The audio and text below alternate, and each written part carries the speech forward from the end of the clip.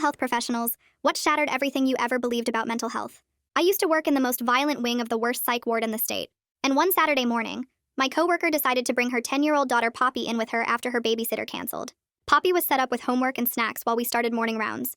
Everything was fine until my coworker, we'll call her Becca, decided to show Poppy the observation wing, the safe area where families could watch patients through reinforced glass.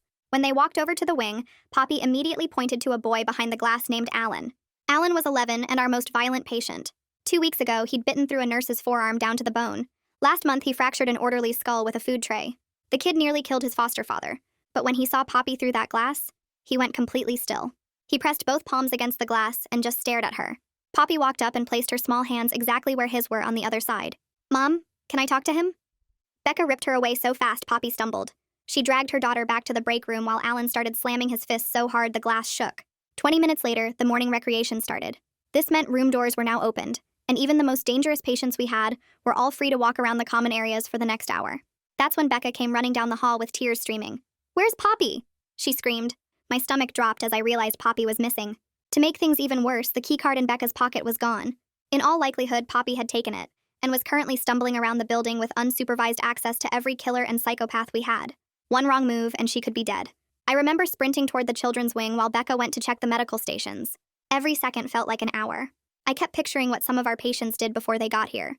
The way some of them went after girls Poppy's age. That's when Becca radioed me. I heard her hyperventilating and begging me to come to the activities room. I sprinted over so fast my blood vessels burst, and when I finally got there, my hands started shaking. Alan and Poppy were sitting cross-legged on the floor facing each other. He was folding paper into shapes while she watched, doing origami, which he'd never shown to anyone before. They were talking so quietly I couldn't make out the words. Becca and I locked eyes, going pale. We both knew what Alan could do, how fast he could snap. He'd paralyzed his little sister. One triggered memory, and Poppy would be dead before we reached her. I took one step towards them, and Alan's body went rigid. The paper crumpled in his fist, and his jaw clenched. That familiar pre-violence tension filled his shoulders. I instinctively stepped back, and that's when it happened. Poppy put her hand on his arm. Becca let out a terrified squeal immediately. Her motherly instinct took over, and she took a large step forward. But instead of getting violent upon touch like usual, Alan just looked down at Poppy's hand on his arm. His whole body slowly unwound, and you could feel his anger subside. Still, Becca continued creeping forward until she was close enough to tell Poppy they had to go. Poppy seemed reluctant, but eventually stood up. "Can I come see you tomorrow?" she asked Alan. He actually nodded, just once, then watched them leave with this expression I had never seen on his face. Like someone had shown him proof kindness existed, then immediately taken it away. That night, Alan spoke for the first time since arriving. "Where's Poppy?" The next morning, Becca brought her back. I made the decision to cover for them while Poppy and Alan sat together behind safety glass. They did it again the next day. Over 3 weeks, I watched the impossible happen. Alan started eating without being forced. He took medication without restraints. He apologized to the woman he bit. His psychiatrist said it was unprecedented. Alan was a clinical psychopath in every sense of the word, but Poppy's presence was somehow healing his brain. Sadly, 4 weeks in, the hospital administrator Jeffrey found out what was going on. He stormed in, threatening to fire us both immediately. Lawsuits, liability, screaming that his career would be destroyed if that girl got hurt. He gave Becca an ultimatum: stop bringing Poppy or get blacklisted. But Becca didn't choose either. She used all her savings to hire the best lawyer around, who found precedent for therapeutic intervention. Long story short, they proved that under medical supervision, Poppy's visits should be allowed to continue. However, 2 days before the court-ordered visits were supposed to start, Becca brought Poppy in early to tell Alan the good news. But his room was empty. The night nurse told us he'd been transferred during the overnight shift.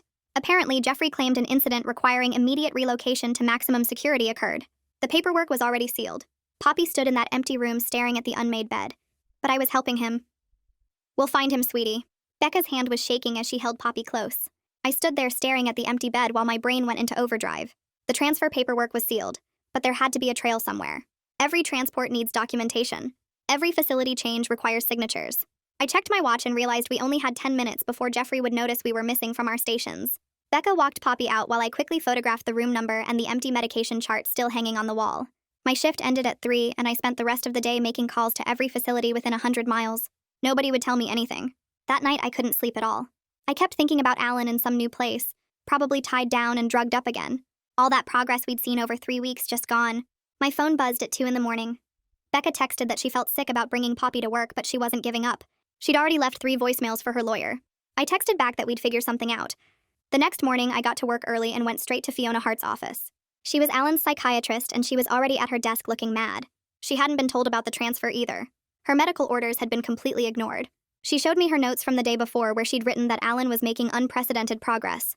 She mentioned that transport companies have to file route logs with the state. That gave us something to work with. I was heading back to my station when my phone rang. It was Diane Brennan, Becca's lawyer. She was filing an emergency motion since Jeffrey had violated the court order that was supposed to start in 2 days. But she needed proof the transfer was done in bad faith. She needed documentation showing there was no real incident. I told her I'd see what I could find.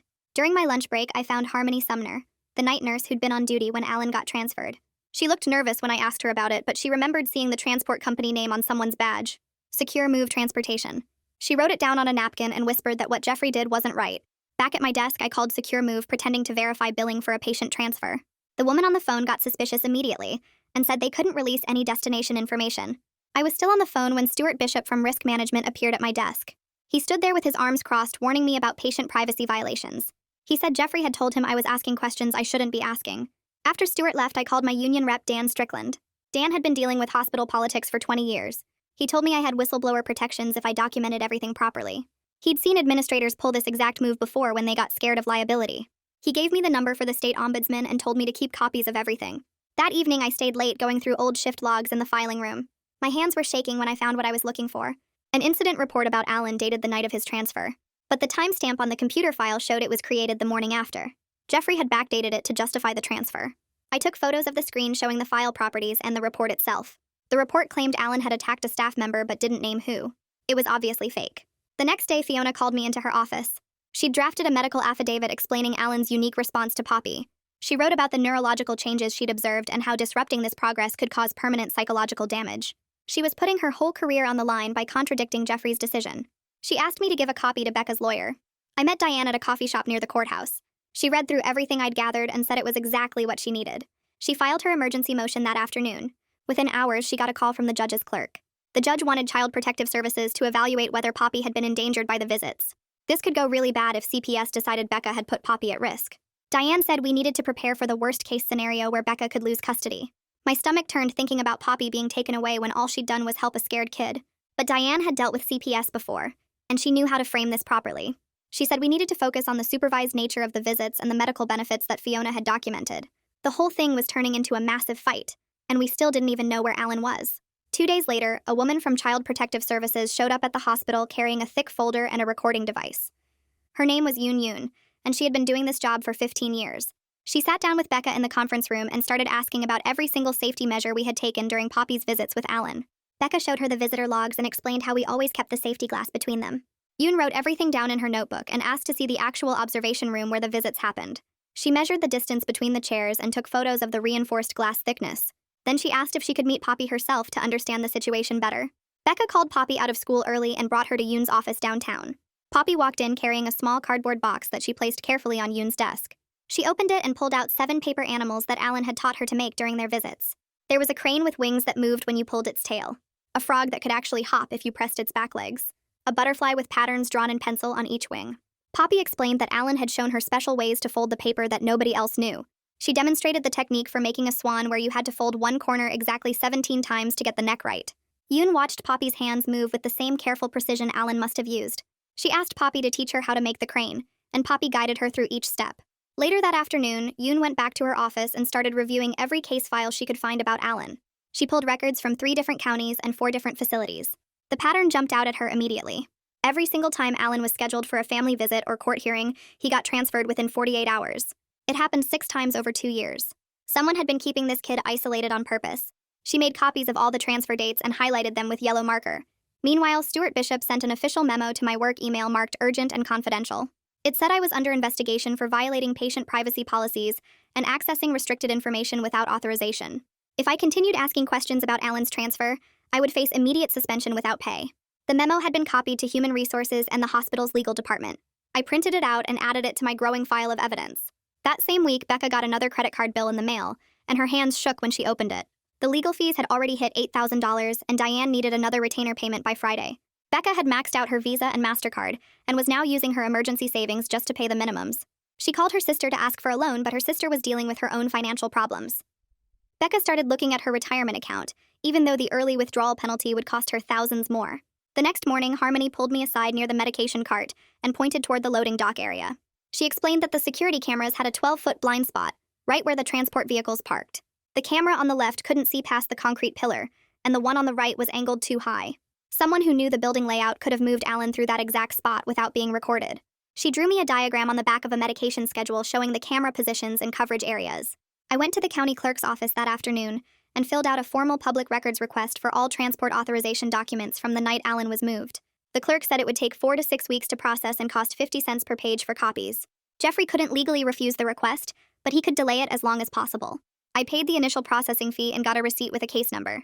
Diane scheduled a deposition with the night supervisor who had signed off on Alan's transfer paperwork. His name was Carl, and he seemed nervous when the court reporter set up her equipment. Under oath, he admitted that Jeffrey had called him at home that night and told him to approve an emergency transfer. When Diane asked why it was an emergency, Carl mentioned something about an insurance audit coming up. He said Jeffrey was worried about liability coverage for violent patients. Diane asked him to repeat that statement 3 times to make sure the court reporter got every word. After 2 weeks of searching through facility directories and making dozens of phone calls, Yoon finally tracked down Alan's location. He was at Millbrook Juvenile Correctional Facility 3 counties away in the northern part of the state. The facility was maximum security with no educational programs and no therapy services. They only allowed visits from immediate family members with court approval. Alan had been there for 16 days already. That evening, Poppy's teacher called Becca's cell phone during dinner. She said Poppy had been getting into arguments with other kids and refusing to do her homework. Today, she had thrown her lunch tray in the cafeteria and spent the afternoon in the principal's office. The school counselor was recommending therapy, but she didn't know about Alan or the hospital visits. Becca made an appointment for Poppy to see someone the following week, even though she couldn't afford another bill. Fiona called me that same afternoon saying she'd reached out to the medical director at Millbrook about Alan's case. She'd sent over 3 weeks of detailed documentation showing his progress with Poppy, including charts of his medication compliance, and the complete absence of violent incidents during their visits. The director listened to everything and even seemed interested in the data, but told her that facility policy tied his hands completely. Maximum security meant no exceptions for visitor lists, period. 2 days later, I was finishing my morning rounds when Stuart showed up at the nurse's station holding a manila envelope. His face looked uncomfortable as he handed me the paperwork, and I saw something that almost looked like regret in his eyes. Jeffrey was putting me on administrative leave, claiming I'd been neglecting my regular duties while focusing too much on Alan's case.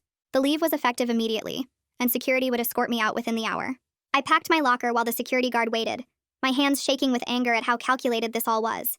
Being on leave meant I couldn't access the hospital computer systems anymore, couldn't look up patient records or transfer documents, but it also meant I was free from their non-disclosure agreements and could file complaints without fear of violating employee policies.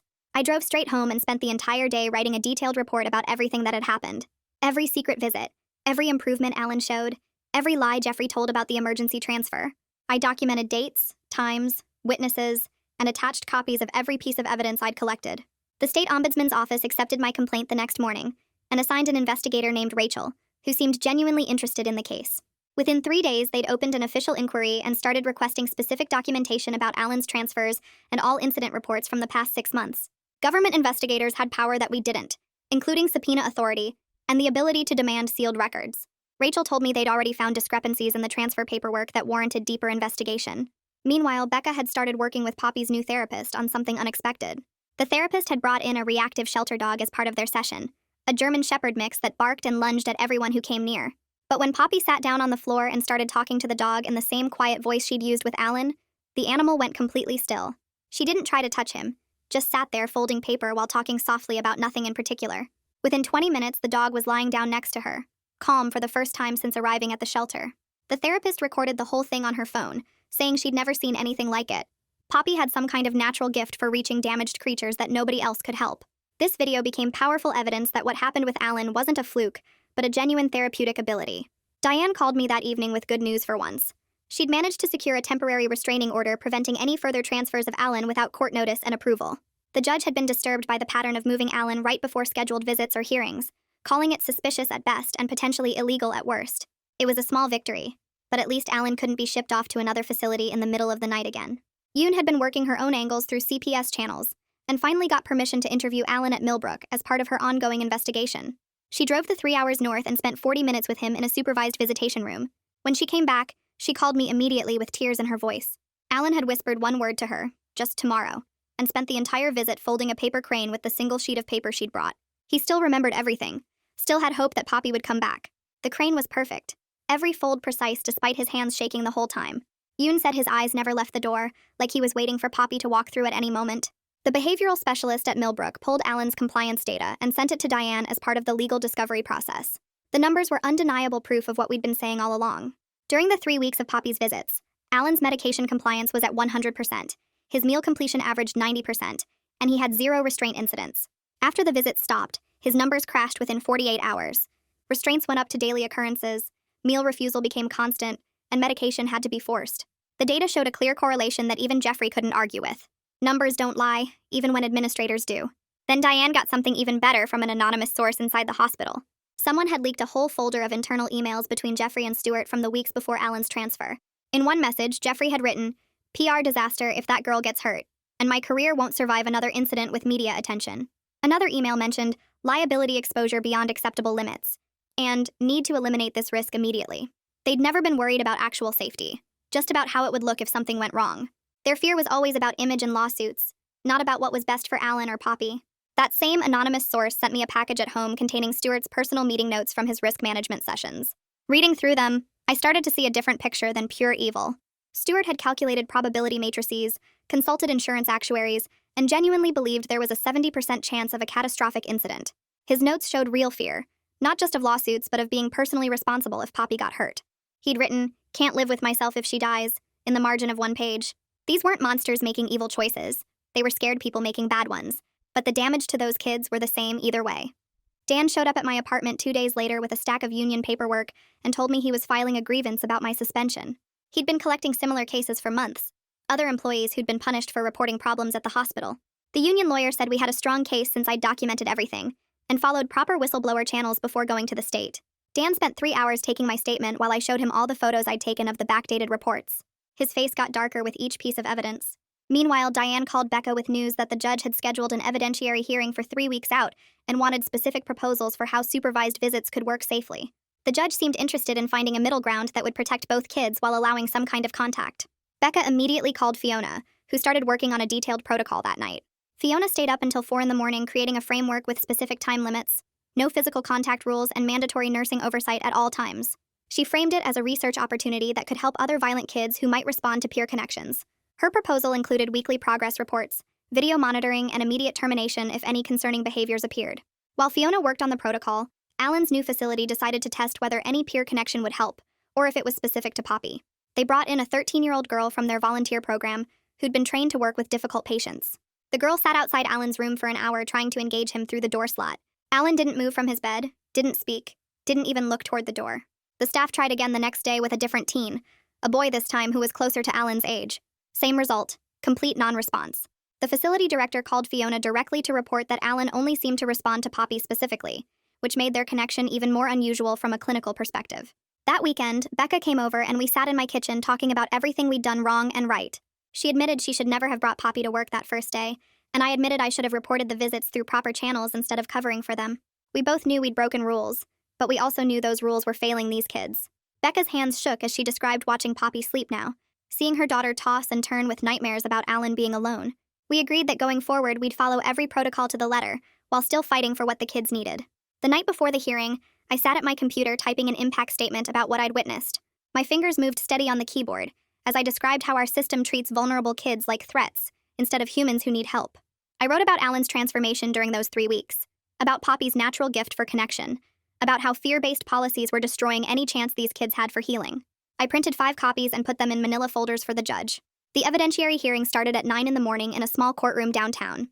Diane presented our case methodically, showing the behavioral data, the medical reports, and the video footage from the hospital's own cameras, showing Alan's improvement during Poppy's visits. Jeffrey sat at the opposing table with the hospital's lawyers, his jaw tight as Diane laid out the evidence. Stuart sat behind him looking uncomfortable in his suit. The judge asked pointed questions about safety protocols, and Jeffrey started sweating through his shirt. She wanted specific details about the supposed incident that triggered Alan's transfer, and Jeffrey kept deflecting to general safety concerns. When Fiona took the stand, she used precise medical terminology to explain Alan's unprecedented progress. She showed brain scan comparisons, behavioral charts, and medication compliance rates that painted a clear picture no one could dispute. Her professional reputation carried serious weight as she explained how Alan's neural pathways were actually changing in response to Poppy's presence. Jeffrey's lawyer tried to challenge her findings, but Fiona had published papers on childhood psychopathy, and her expertise shut down every objection. She stayed calm and clinical while systematically destroying their arguments about Alan being an unchangeable threat. Then came the moment that shifted everything. Stuart got called to testify about the risk assessment for Alan's transfer. Under oath, With the judge staring directly at him, he admitted there had been no actual incident the night Alan was moved. His voice cracked as he explained he'd been trying to protect the hospital from potential lawsuits. He said he'd calculated the risks and believed he was preventing a tragedy. The courtroom went silent except for the court reporters typing. Jeffrey's face turned red as his own risk manager contradicted the official story. The judge asked Stewart to repeat his statement to make sure she'd heard correctly. Stewart confirmed again that the transfer paperwork contained false information about a violent incident that never happened. Jeffrey tried damage control when he took the stand, citing Alan's past violence, the nurse whose arm he'd bitten, the orderly with the fractured skull. He pulled out incident reports from Alan's previous placements, photos of injuries, testimonies from former staff. The judge cut him off mid-sentence and reminded him that past behavior didn't justify falsifying current documents or violating court orders. She said the issue wasn't whether Alan had been violent before, but whether the hospital had acted in good faith when they transferred him. Jeffrey's lawyers asked for a recess and spent 20 minutes in the hallway having a heated discussion we could hear through the door. When they came back in, Jeffrey's lawyers looked defeated and asked if they could present a modified position. The judge told them to make it quick. Yoon stood up next and walked to the front with a thick folder of case files. She spread out papers showing Alan's history of transfers and isolation periods over the years. Each time he'd been moved, his violence got worse within weeks. She pointed to specific dates where isolation led directly to self-harm incidents. She told the judge that keeping Alan away from the one person who helped him was basically medical neglect. The patterns were too clear to ignore. She recommended supervised contact with strict rules but said both kids needed this connection. Jeffrey's face turned red as Yoon kept talking about how the system had failed Alan for years. The judge took notes while Yoon explained her plan for monthly visits with no touching allowed. There would be a table between them and 2 staff members watching at all times. An oversight committee would review every session and could stop visits if anything seemed unsafe. After 3 hours of testimony, the judge called for a break to review everything. We sat in the hallway while Jeffrey paced back and forth on his phone. Stewart sat alone staring at his hands. When we got called back in, the judge looked tired but determined. She said the evidence showed clear therapeutic benefit that outweighed the risks. She authorized monthly 20-minute sessions starting in 2 weeks. Alan and Poppy could sit at opposite ends of a table with no physical contact. 3 staff members had to be present and cameras would record everything. An oversight committee of 5 professionals would review each visit. It wasn't what we'd hoped for, but at least they'd see each other again. Jeffrey stormed out without saying anything while his lawyers packed up their files. 2 days later, I got a call from Human Resources about my administrative leave. They were lifting it, but with conditions attached. I could return to work immediately, but couldn't have any direct contact with Alan's case. They assigned me to document other patients while different staff would handle the visits. It felt wrong being pushed aside, but at least I still had my job. The woman from HR said the hospital board had been meeting about the whole situation. Word got around fast that Jeffrey had been reassigned to a position with no patient contact. He'd be working in billing and insurance verification from now on. Stewart got put in charge of writing new transfer protocols with mandatory review periods. People whispered in the break room about how Jeffrey's office had been cleared out overnight. His nameplate disappeared from the door, and a temporary administrator took over. It wasn't real justice for what they'd done, but seeing consequences happen felt like progress. Dan called me that afternoon about the union grievance we'd filed. The hospital agreed to a formal non-retaliation agreement protecting any employee who reported violations. They'd have to post notices about whistleblower rights in every department. Dan said this would help other workers speak up without fear of losing their jobs. The agreement covered me specifically, but also set rules for future cases. Any supervisor who retaliated against someone reporting patient care issues would face immediate termination. The union had been fighting for this protection for years. Over the next week, Becca studied every page of the visitation protocol. She made flashcards of the rules and practiced explaining them to Poppy. Her hands shook when she talked about it, but she kept saying both kids deserved this chance. She bought Poppy new clothes without pockets so nothing could be hidden. She taught her about staying in her chair and keeping her hands visible. Poppy listened carefully and asked if Alan would remember their paper animals. The morning of the first visit arrived faster than expected. I wasn't allowed to be there, but Becca texted me updates from the parking lot. She said Poppy had been up since 4 practicing origami. They went through security 3 times because of new procedures. When they finally got to the visiting room, Alan was already there with 2 guards. Becca said he looked thinner, but his eyes lit up when he saw Poppy. They sat at opposite ends of a long table with their hands flat on the surface. The guards watched every movement while Poppy showed Alan a paper crane she'd made.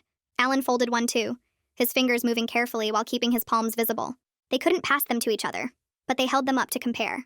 For 20 minutes, they folded paper and barely spoke. Alan's whole body stayed relaxed in a way the staff had never seen.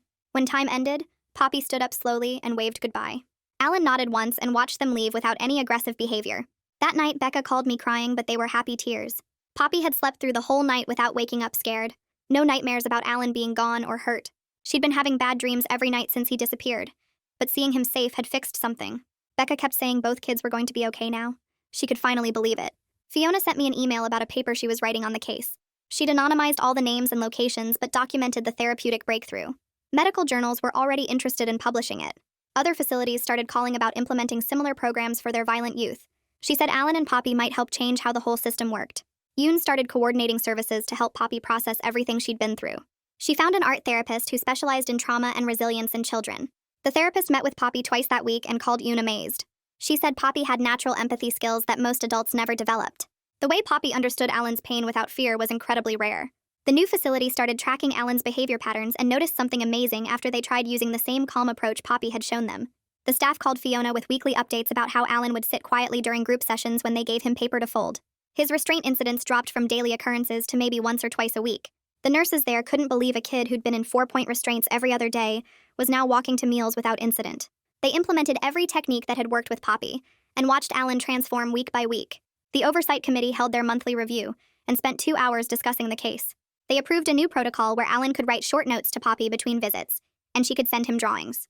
The committee members passed around samples of Alan's writing where he'd drawn small paper cranes in the margins. Poppy had started making colorful pictures of animals doing origami that the staff would tape to Alan's wall. Their connection stayed strong even when they couldn't see each other. Meanwhile, the state ombudsman's office contacted me about a position they had open. They'd heard about our case through the investigation and wanted someone who understood how the system failed kids. The job meant leaving the hospital but working to fix these problems at a bigger level. I spent 3 days thinking about it before accepting their offer. The salary was better, and the work felt more important than just managing one ward. Becca met with Diane to work out payment arrangements for all the legal bills that had piled up. The lawyer set up a monthly plan that Becca could actually afford without losing her apartment. The new non-retaliation policy meant her job was safe, and she even got approved for overtime shifts to help with expenses. She looked tired all the time, but kept saying it was worth it to see both kids doing better. Alan's therapist at the new facility sent reports that amazed everyone. During his daily sessions, Alan had started folding paper without anyone suggesting it. He'd make a crane or a frog and then look at the therapist and ask about tomorrow. The kid who never talked about the future was learning to expect good things might happen. His whole treatment team celebrated when he made his first unprompted positive statement about wanting to learn more shapes. 3 months passed with Alan following every rule at the facility. His good behavior reports stacked up, and the review board approved his transfer to a step-down unit closer to where Becca lived. The new place allowed bi-weekly visits for patients who showed consistent improvement. Alan packed his few belongings, including a shoebox full of Poppy's drawings. The transfer happened on a Tuesday morning without any incidents. Poppy's teacher called Becca one afternoon about something wonderful happening at the school. Poppy had started a club where kids made origami animals to send to patients at different hospitals. She taught the other students how to fold paper while telling them that small kind gestures could help people who were struggling. 23 kids signed up the first week. The principal loved the idea so much she gave them a classroom to meet in during lunch. Poppy made a poster that said, "Kindness starts with one small fold." My last day at the hospital came faster than expected. The staff threw a small party in the break room with grocery store cake and warm soda. People signed a card wishing me luck at my new job. Stuart showed up near the end when most people had left. He pulled me aside and thanked me for standing up to the administration. He told me he'd started seeing a therapist to deal with his anxiety about work. He said watching everything that happened made him realize his fear was hurting people. He shook my hand and walked away before I could respond. Diane called me that week with news about her practice. She'd taken on 3 more families dealing with similar institutional problems. Our case had set legal precedent that other lawyers were already using in their arguments. She said one family had been fighting for 2 years to get their son proper treatment, and our case gave them the ammunition they needed. She was doing all these cases for free because she believed in the work now. Yoon reached out with something unexpected about Alan's family situation. His biological sister, who he'd hurt years ago, had been following his progress through the case reports. She was 17 now and wanted to try reconnecting with her brother. She'd written Yoon a long letter about forgiveness and wanting to understand what happened to Alan. Yoon was working with both facilities to see if supervised contact might be possible. The sister lived 2 hours away but said she'd make the drive if Alan was willing to see her. Yoon thought this could be huge for Alan's recovery if handled carefully. She'd already talked to Alan's therapist about how to approach the topic without triggering his guilt. The possibility of family healing seemed real for the first time since Alan entered the system. Everything kept moving forward with each small victory building on the last. The hospital board voted to require trauma training for every single staff member after what happened with Alan.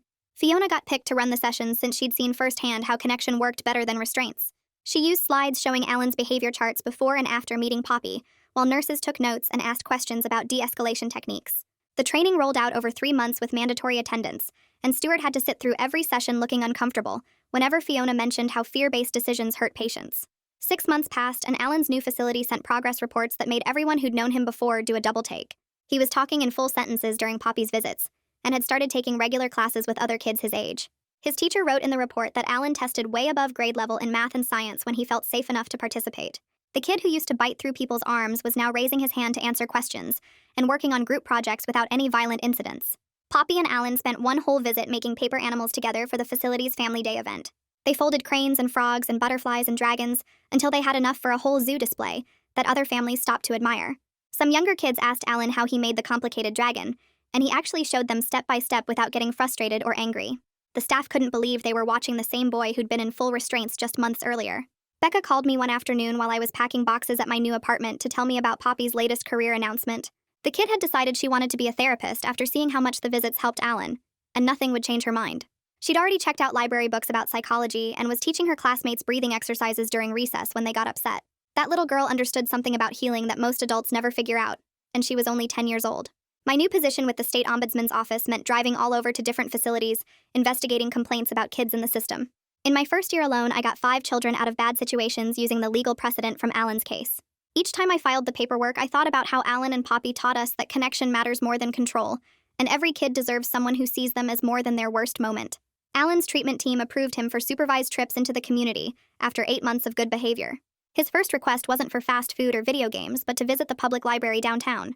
He checked out 3 books about advanced origami techniques and spent the whole outing quietly reading in the reference section while his supervisor watched in amazement. When they got back to the facility, Alan started teaching origami classes to other residents during recreation time, and the violent incidents in his unit dropped by half. A full year after that empty room where Poppy stared at Alan's unmade bed, everything had changed in ways nobody could have predicted. Alan had moved to a therapeutic foster home with people trained in trauma care and was seeing Poppy every week in family therapy sessions. The foster parents sent updates about Alan helping with dinner and playing with their dog and doing homework at the kitchen table like any other kid. Poppy would visit on Saturdays, and they'd sit in the backyard folding paper or working on the school projects while Becca watched from the porch with tears in her eyes. Sometimes when I drive past the old hospital on my way to investigate a new case, I see paper cranes hanging in the windows of the violent ward. The nurses started making them during quiet moments and teaching patients who wanted to learn because they remembered what happened when one small girl saw a dangerous boy as someone worth helping. Each crane represents someone who learned that fear makes us do terrible things, but connection can heal wounds we thought would never close. And that's my side of it. I'm always curious to hear yours, though. Scroll down and leave a comment so we can keep the conversation going.